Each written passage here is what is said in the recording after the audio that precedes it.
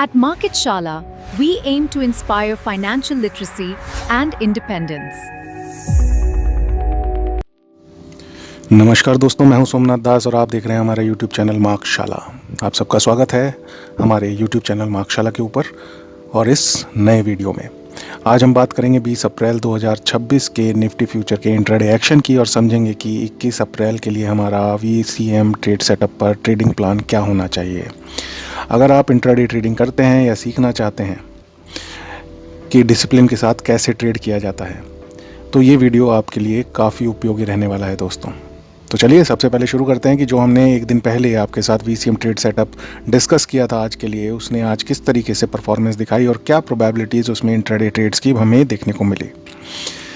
आज Nifty future की opening अगर देखें तो शुक्रवार की जो क्लोजिंग थी उसके थोड़ा सा ऊपर जा कर के हुई और इसके चलते आप देखेंगे कि ये क्लोजिंग जो हमारी वैक्यूम रेंज थी उसके अंदर हुई और वैक्यूम रेंज में भी इसका जो क्लोजिंग वाला जो लेवल था वो था जो वैक्यूम रेंज का अपर बैंड था 24,449, उसके पास आपको ये ओपनिंग देखने को मिली और ये ओपनिंग एकदम करीब थी 24,449 से 25 पॉइंट नीचे, मतलब 2-4-5 पॉइंट ऊपर नीचे की बात मैं नहीं करता हूँ, बट एग्जैक्टली ओपनिंग वहाँ हुआ। वहाँ पे बस करना एक ही चीज़ था क्योंकि लेवल्स हमारे पास पहले से थे जो वैक्यूम रेंज के थे और अगर हमें अपर बैंड से 25 पॉइंट की रेंज के अंदर जो है हमें अगर हमारी पोजीशनिंग जो है हमें दिख रही है, क्योंकि वहाँ से हम 50 पॉइंट का जब स्टॉप लॉस मेंटेन करेंगे तो 25 पॉइंट ऊपर होगा हमारे अपर बैंड लेवल के कंपैरिजन में, राइट।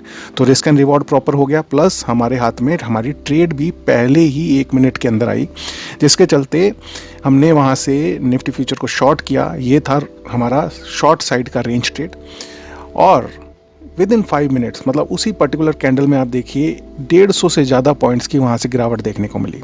और ये हुआ किस वजह से?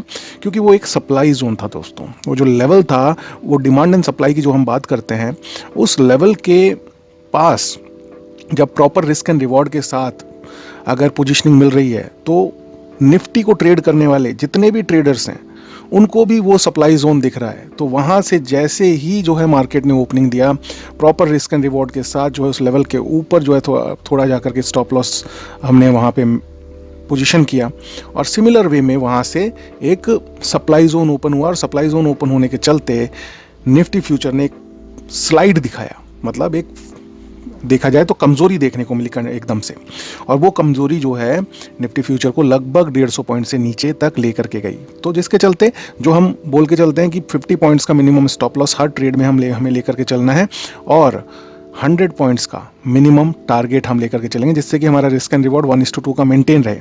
तो 150 पॉइंट जब नीचे गया निफ्टी फ्यूचर तो 100 पॉइंट्स कैप्चर करना was a very easy task into this particular trade. यहाँ सबसे बड़ी सीख क्या मिलती है? कोई भी जटिल एनालिसिस नहीं है, कोई भी हैंकी पैंकी काइंड ऑफ या फिर बहुत सारे कोई इंडिकेटर्स का जमावड़ा नहीं है जिसको कि एनालाइज करने में ट्रेड ही छूट जाए। सिर्फ डिमांड सप्लाई जोन्स को जो है रिकॉग्नाइज करके मैं आपके साथ उन लेवल्स को शेयर करता हूँ। उन लेवल्स के आसपास आपको जैसे ही निफ्टी फ्यूचर दिखता है तो वहाँ पे हमारे 4 तरीके के ट्रेड्स होते हैं, उनमें से कोई ना कोई एक ट्रेड वहाँ पे एप्लीकेबल हो रहा होगा, उन ट्रेड को वहाँ पे लेना है। अगर स्टॉप लॉस अचीव हो गया, मतलब और स्टॉप लॉस हिट हो गया तो एक ट्रेड और आप ले सकते हैं अगर लेवल्स के पास आता है या मौका मिलता है तो, नहीं तो फिर अपना उस पर्टिकुलर डे में और कोई ट्रेड नहीं लेनी। और पहला ही ट्रेड अगर हमारा सक्सेसफुल हो जाता है तो फिर सेकंड ट्रेड पे जाने की हमें ज़रूरत ही नहीं, जैसा कि आज हुआ। ठीक है, ओवर थिंकिंग का कोई काम नहीं है क्योंकि आपके पास पहले से प्री डिफाइंड लेवल्स होते हैं और एक्शन प्लान होता है। सिर्फ अपने सेटअप पर आपको भरोसा करना है और सही समय पर एग्जीक्यूशन करना है, राइट। सेटअप पर अगर आपके भरोसा है तभी आप इतनी फास्टली उसको जो एग्जीक्यूट कर पाएंगे, अदरवाइज कहीं भी आपके दिमाग में मन में संशय रहा तो आज जैसा ट्रेड जो है आपके हाथ से निकल जाएगा दोस्तों। ठीक है, और एक बार अगर टारगेट मिल गया तो उसके बाद कोई और ट्रेड लेने की ज़रूरत ही नहीं है, जैसा कि आज हुआ। ठीक है, जहां पर हमारा अपर बैंड था उसके 25 पॉइंट नीचे हमने शॉर्ट ट्रेड लिया। एक बार फिर मैं आपके लिए, क्योंकि ट्रेड लेना भी एक आर्ट होता है, राइट। जब आप डिस्क्रिशनरी ट्रेड सेटअप के ऊपर होते हैं ना तो ट्रेड लेना एक आर्ट होता है। आप एग्जैक्टली जो है उस बैंड का वेट करते रह जाएंगे तो आज ये ट्रेड छूट जाएगा, लेकिन उस बैंड को हिट करने का वेट नहीं करना है। अगर उसके 25 पॉइंट की रेंज में आ रहा है तो इसका मतलब आपके पास और 25 पॉइंट है ऊपर स्टॉप लॉस को लेके जाने के लिए, क्योंकि आपका स्टॉप लॉस उस केस में 50 पॉइंट्स आपको मैक्सिमम स्पेंड करना है एक ट्रेड के ऊपर, राइट। तो जैसे ही वो 25 पॉइंट की रेंज में ओपन हुआ वहाँ से हमने उसको शॉर्ट किया और उसके बाद जो है स्टॉप लॉस हमारा उस लेवल के 25 पॉइंट ऊपर लगाया, तो टोटल 50 पॉइंट का स्टॉप लॉस हो गया। और इस तरीके से अपने ट्रेड को प्रोटेक्ट करते हुए हमने देखा कि 50 पॉइंट्स का हमारा स्टॉप लॉस भी जो है प्रोटेक्ट हुआ, प्लस कुछ ही मिनटों में 100 पॉइंट्स का हमें टारगेट भी अचीव हो गया।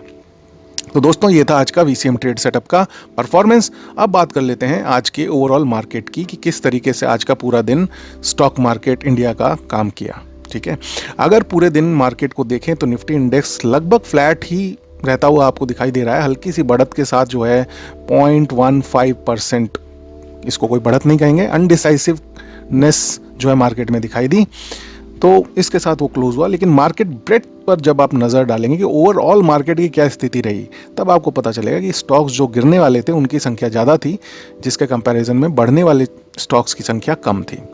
इसका मतलब ये है कि इंडेक्स स्थिर तो दिख रहा था, लेकिन अंदर से मार्केट में थोड़ी कमज़ोरी थी, खास तौर पर अगर आप देखें मिड कैप और स्मॉल कैप स्टॉक्स के अंदर।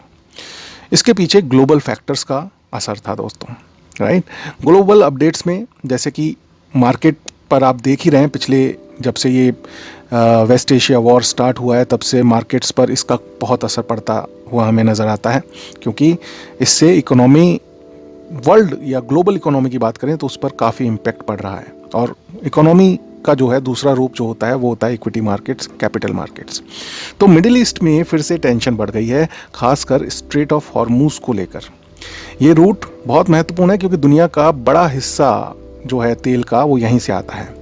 इसी वजह से क्रूड ऑयल की कीमत फिर से एक बार बढ़कर, जो कि अगर हम देखें वीकेंड पर $86 पर चली गई थी गिरने के बाद, राइट, अब वो दोबारा से एक बार फिर $95 के आसपास, अपने पुराने लेवल्स के आसपास पहुंच गई है। साथ ही डोनाल्ड ट्रंप के बयानों में क्लैरिटी की कमी के कारण मार्केट में कन्फ्यूजन बना हुआ है, प्लस वो सब कुछ अपने ही तरीके से डील करना चाह रहे हैं, सामने वाले का पॉइंट ऑफ व्यू शायद उन्हें दिखाई नहीं दे रहा है। तो जब ऐसा होता है तो समय एक बड़ी बलवान चीज़ होती है जो कि सबके सामने जो है उनकी रियलिटी ला करके रख देती है, और होपफुली डोनाल्ड ट्रंप को भी इसका आभास जल्दी ही होगा। तो अभी जो भी कुछ ये सब चल रहा है, इसका असर ये हुआ कि भारतीय रुपया भी आपको थोड़ा कमज़ोर होता हुआ दिखाई दिया। $92 पे जो रुपये की कीमत पहुंच गई थी वो दोबारा से एक बार 93 को टच करते हुए आज दिखाई दी। मार्केट में अनिश्चितता बनी हुई है दोस्तों। इंडिया विक्स यानी कि डर का इंडेक्स जिसको हम बोलते हैं, वो एक बार से फिर इंचअप हुआ है, लेकिन कुछ डेली चार्ट के ऊपर निफ्टी 50 का जो इंडेक्स है, उसका जो स्पॉट लेवल वाला जो इंडेक्स है, उसके ऊपर डेली चार्ट को अगर हम देख रहे हैं तो उसमें कुछ पॉजिटिव साइंस भी दिखाई दे रहे हैं। जैसे कि आज का जो कैंडल है वो डोजी कैंडल है। ओवरऑल मार्केट ब्रेड्थ को देखें तो वहाँ पे जो है कमजोरी जरूर दिख रही है, लेकिन अगर आप मेन इंडेक्स की बात करें तो डोजी कैंडल फॉर्मेशन ये दिखाता है कि मार्केट अभी कंफ्यूज है, अनडिसाइसिवनेस के स्टेज पे है, राइट। ना तो मजबूती के साथ आगे बढ़ पा रहा है, ना ही जो है कमजोरी के साथ गिर रहा है। लेकिन एक चीज़ जो हमने चार्ट के ऊपर 24,278 का सपोर्ट लेवल मार्क किया हुआ है, उसको आज बहुत अच्छे से होल्ड किया निफ्टी 50 के स्पॉट इंडेक्स ने, राइट। तो ये एक पॉजिटिव और मजबूत बात है जो हमें चार्ट्स पर देखने को मिली। RSI यानी कि रिलेटिव स्ट्रेंथ इंडेक्स अभी भी 57 के ऊपर अपने आप को होल्ड किए हुए है, जो कि ये संकेत देता है कि मार्केट कमज़ोर नहीं है बल्कि अपनी ताकत को एकदम पकड़ के खड़ा हुआ है। जब तक कि कोई बहुत ही ख़राब न्यूज़ आ जाती है तो फिर मैं उसका कह नहीं सकता, लेकिन यहाँ से जस्ट एक जो मार्केट, मुझे जो लगता है कि मार्केट एक पॉजिटिव ट्रिगर का इंतज़ार कर रहा है दोस्तों।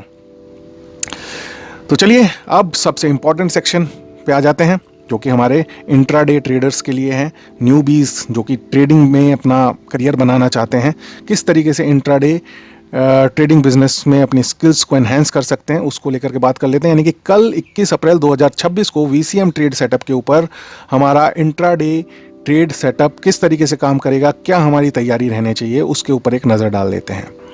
सबसे पहले एक सिंपल रूल है कि एक दिन में ज़्यादा से ज़्यादा 2 से ज़्यादा ट्रेड नहीं लेने हैं।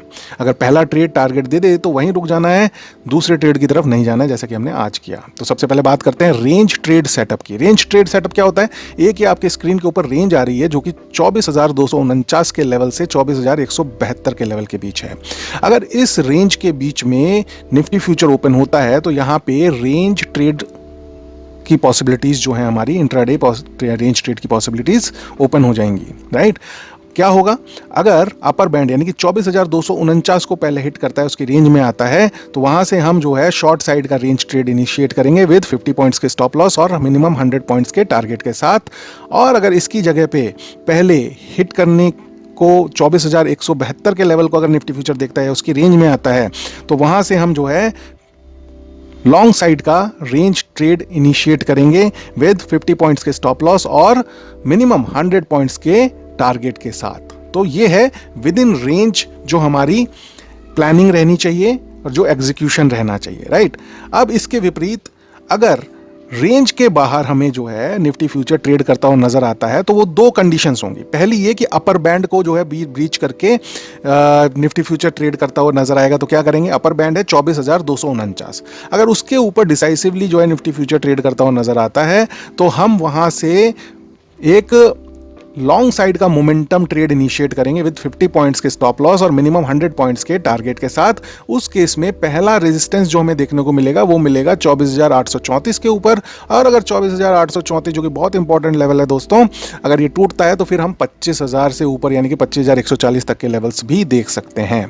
इसके विपरीत अगर मार्केट में कमजोरी दिखाई देती है और मार्केट जो है वैक्यूम रेंज का जो हमारा लोअर बैंड है 24,172, इसके नीचे डिसाइसिवली ट्रेड करता हुआ नजर आता है, तो फिर हम वहां से जो है शॉर्ट साइड का एक मोमेंटम ट्रेड इनिशिएट करेंगे विद 50 पॉइंट्स के स्टॉप लॉस और मिनिमम 100 पॉइंट्स के टारगेट के साथ।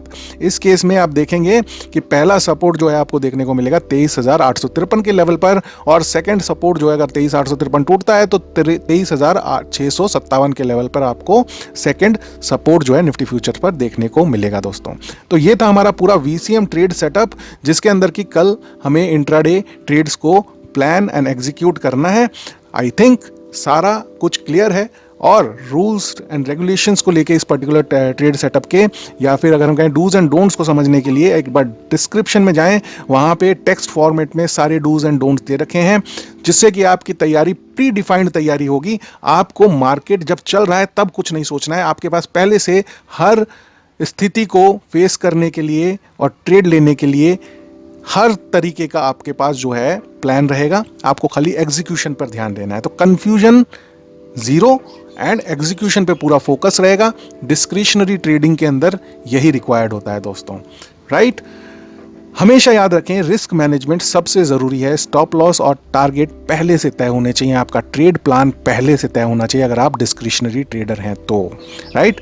दोस्तों ये जो वीडियो है, देखिए, ये केवल शैक्षिक उद्देश्य के लिए बनाया गया है। यह किसी भी प्रकार की निवेश या ट्रेडिंग की सलाह नहीं देता है।